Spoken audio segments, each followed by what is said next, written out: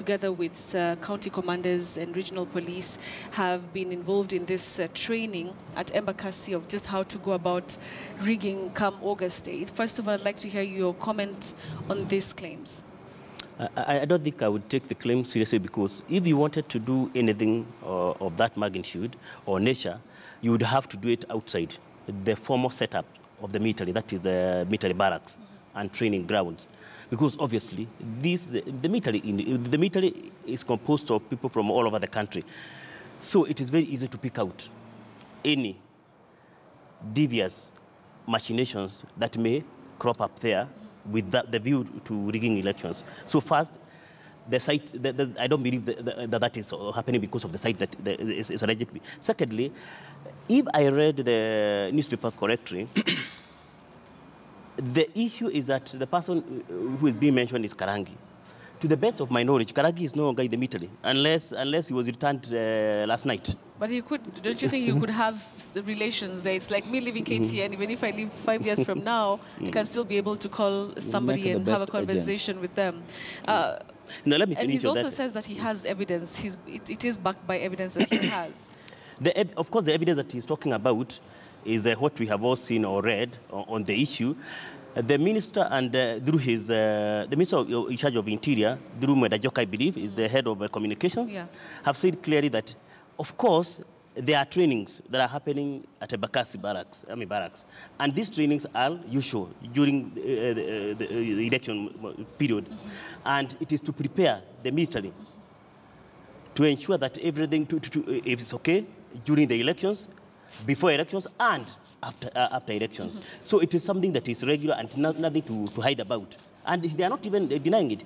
The military are being trained to secure the elections, and nothing wrong with that. We expect them to do that. Remember, the problem that we had in 07 was an accusation that the president and maybe the security apparatus were not prepared and did not rise up to the occasion sufficiently enough and in good time to quell or even avoid the skirmishes that were occasioned. So now, we blamed the security for that. Now, when we are preparing them to ready themselves for any flash spots in the country, we are also blaming them. I mean, what do we want, Kenyans? Kavins, do you hold the same view? I cannot hold any view close to that. First of all, the work of the military is defense. Their security is external security. And I'm not going to look at the evidence because I don't want to go to the legal angle. I want to go to the political angle. Right. The history we have had in Kenya is Raila Odinga has made many, many allegations. Almost 100% have proven to be true. That is what the route we need to take. In 2007, we made similar allegations. Raila Odinga made these allegations. And what happened? On the election day, we were seeing lorries and buses ferrying National Youth Service personnel and administration police to polling centers far and wide. And you remember some even died in the process. You know, in Kenya, we have had 3 presidents, and it's been seen that each president adopt a security agency as a favorite. When Kenyatta was in power, the older Kenyatta, it was the GSU. When Kibaki came in, it was the administration police. Uhuru is being seen to be embracing the military. Even his appointments, he appoints key past military people to very key positions. So to suggest that he's going to use the military to do something holds quite some water. We need to investigate. We don't need to dismiss. There are people who are coming out from different quarters saying that, you know, he's trying to ready the country so that in case the election does not go his way come August 8th, he has quite a number of people to blame, including that, you know, remember I mentioned at some point that the military was involved. What do you think about that? I think to blame the military without sufficient or cogent and convincing grounds is being unfair to them. Remember, there was a time we even tried to demonize the NIS. At that time, it used to be called NCIS, and it was quite wrong and very, very unfair because we did not have evidence, and it also turned out that actually the intelligence service had done their work even in relation to 07, you remember, and they had had in report to the effect that we need to take some actions to avoid skirmishes, and they were proved right.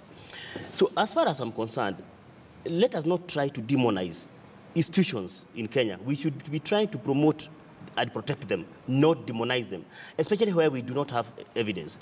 Remember, Raila called Supreme Court in 2014, quoted Abadia.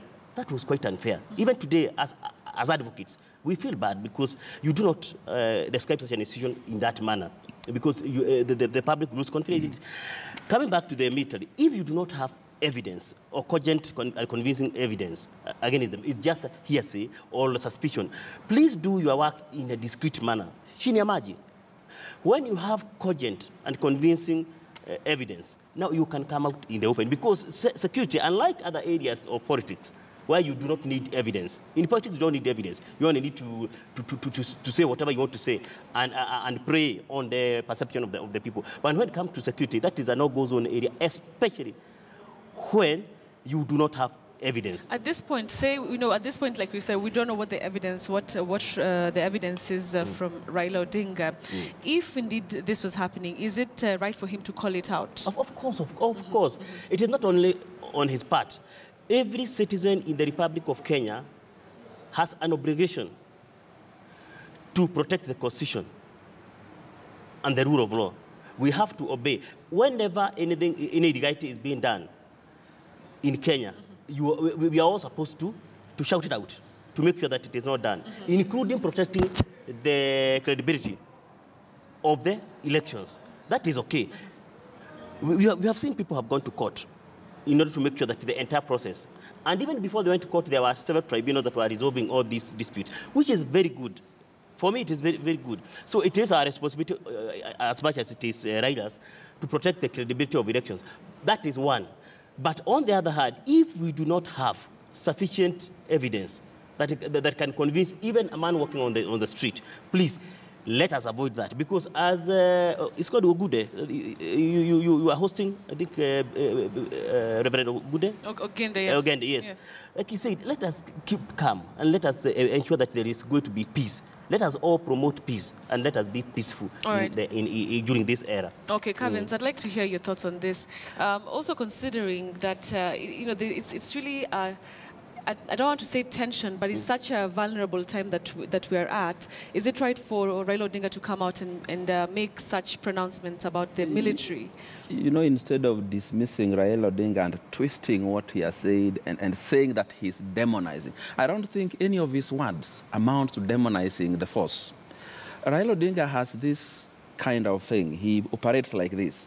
He tells you what is happening. He lets you make noise about how false it is. Then he surfaces with the evidence. And this particular one, he said he has the evidence. So in fact, what should be happening is being asked, table the evidence.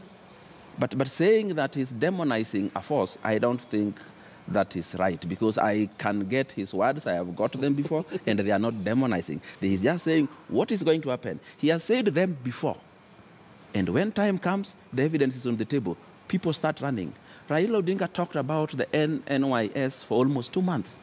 And finally, things had to go his way. It is time we learned to trust this man until he is proved wrong. Until he's proved wrong. So we'll take a break right now. We'll continue the conversation. I'd also like to hear